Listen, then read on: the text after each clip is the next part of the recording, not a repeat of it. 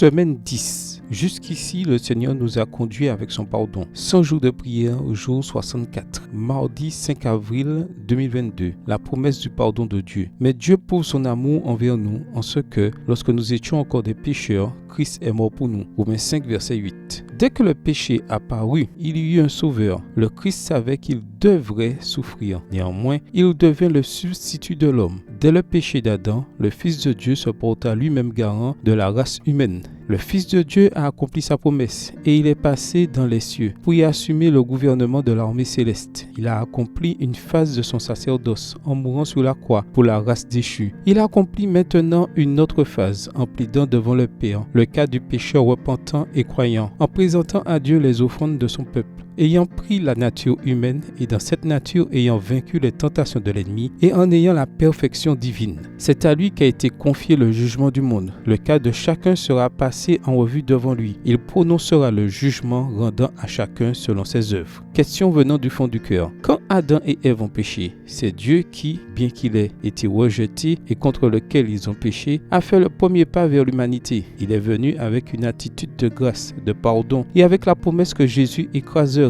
le serpent Satan, Genèse 3 verset 15, et deviendrait le sacrifice pour leur salut. Le Christ vient toujours vers vous avec la même attitude. Il s'est engagé envers vous et votre salut. Courez-vous dans ses bras aimants aujourd'hui et acceptez-vous son sang purificateur et sa justice? Prions. Prions pour que Dieu nous ouvre les yeux sur son amour infini et son pardon pour nous. Demandons-lui de nous montrer son caractère aimant davantage chaque jour et comment accepter son pardon. Prions pour que les membres de l'Église en République dominicaine comprennent que l'Église adventiste du 7e jour est un mouvement prophétique avec un message prophétique auquel le ciel a confié une mission prophétique très spéciale et que le moment est venu de briller pour la gloire de Dieu. Prions pour les personnes âgées et pour les enfants, les plus vulnérables d'entre nous. Prions pour les membres de l'Église qui sont confrontés à des difficultés financières. Amen. Que le Seigneur vous bénisse.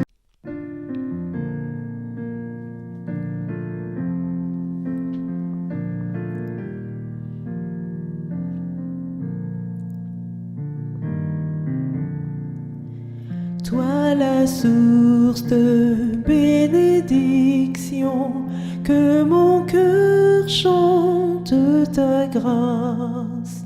Sans se lasser, ta compassion nous pousse à chanter ta gloire.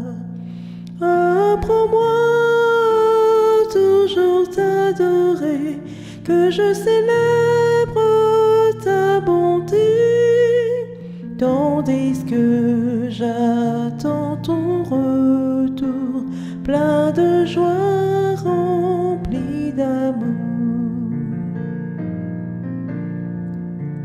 Toi mon refuge et mon secours, sur ton aide je peux compter.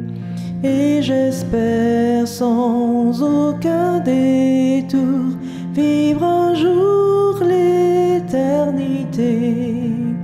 Jésus m'a cherché errant loin de Dieu, il m'a trouvé ramené pour me protéger du danger. C'est son sang qui m'a sauvé. Oh, quelle grâce inestimable, je ne saurais la payer. Comme des liens inébranlables, qu'à toi je reste attaché.